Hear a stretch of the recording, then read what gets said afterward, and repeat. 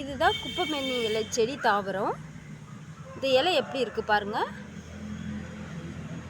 இது தண்டு பகுதியிலிருந்து இப்படி நீட்டமான காம்பு வழியாக வந்து இப்படி ஒரு இலை இருக்கும்.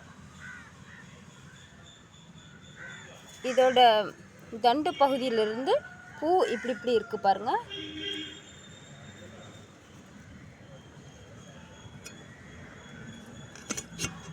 பூ இந்த வடிவத்தில் இப்படி இப்படி இருக்கும்.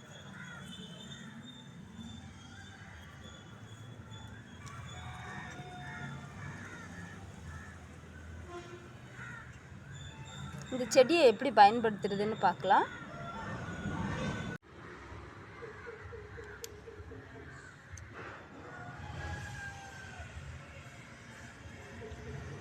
பத்து இலை பறிச்சிக்கலாம். கொஞ்சம் பெரிய இலையாக பார்த்து 10 இலை எடுத்துக்கிட்டு கழுவிக்கலாம். பாத்திரத்தில் அரை டம்ளர் தண்ணி ஊற்றிக்கலாம்.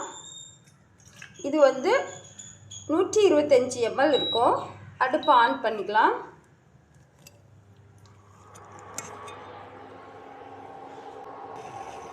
தண்ணி சூடாகும்போது இந்த இலையை போட்டுக்கலாம்.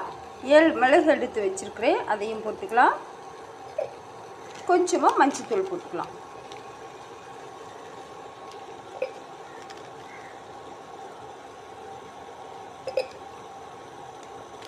மஞ்சத்தூளில் குர்குமின் இருக்கிற மஞ்சத்தூளில் பார்த்துக்கோங்க, லோக்கல் பிராண்டில் உள்ளது. மூடி வச்சு கொதிக்க விடலாம். இப்போ 2 நிமிஷம் ஆயிடுச்சு. அடுப்பை ஆஃப் பண்ணிக்கலாம். இந்த கஷாயத்துக்கு தேவையான இலை 5 இலையிலேருந்து 15 இலை வரைக்கும் ஒரு வேளைக்கு யூஸ் பண்ணிக்கோங்க. ஒவ்வொரு வேளையும் ஃப்ரெஷ்ஷாகவே செய்து நீங்கள் யூஸ் பண்ணிக்கோங்க.